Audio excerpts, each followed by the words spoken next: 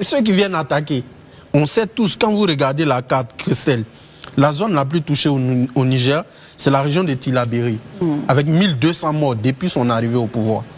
Et autre chiffre très important, depuis qu'il est arrivé au pouvoir, lui, le général Tiani, il y a eu 1700 victimes d'attaques djihadistes au Niger, civils et militaires.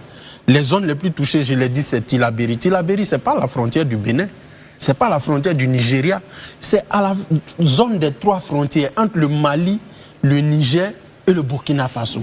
C'est là que se trouve Tillabéri. Donc, si des frontières sont poreuses, c'est celle-là. Pourquoi ils n'accusent pas le Mali? Pourquoi ils n'accusent pas le Burkina Faso? C'est la Côte d'Ivoire qui est un pays à près de 3000 km de lui qui l'accuse. Le Bénin, la frontière est fermée. Donc si des gens traversent la frontière, c'est que côté nigérien, on avait preuve de flexibilité. Ou bien ils ont acheté les militaires qui sont à la frontière. C'est une question de raisonnement en fait. Et autre chose, comme je l'ai dit, la zone des 3 frontières, la base aérienne qui a été attaquée, la base 101, elle abritait un détachement des troupes coalisées de l'AES. Mais le général Tiani a dit quelque chose de très important.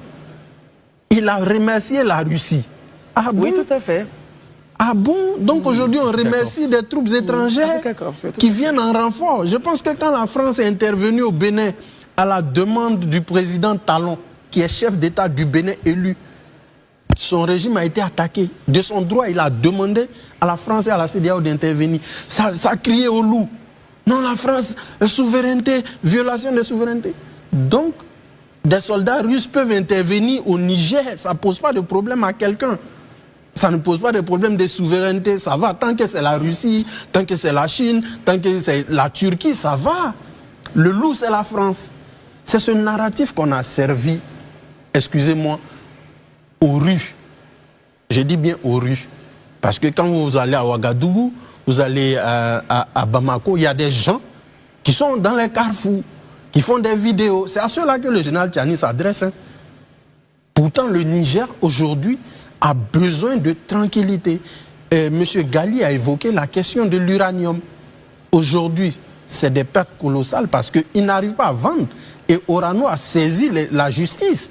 Parce qu'il y a un contrat qui lie Orano à l'État du Niger. Donc personne, aucun État sérieux ne va acheter cet uranium au risque d'avoir un litige devant les tribunaux et de payer des dédommagements à Orano. 1000 tonnes étaient au port de Lomé. Les 1000 tonnes, le navire russe qui est venu récupérer les 1000 tonnes, il est retourné à son port en mer Noire. Aujourd'hui, les 1000 tonnes sont à la base aérienne 101 de Niamey.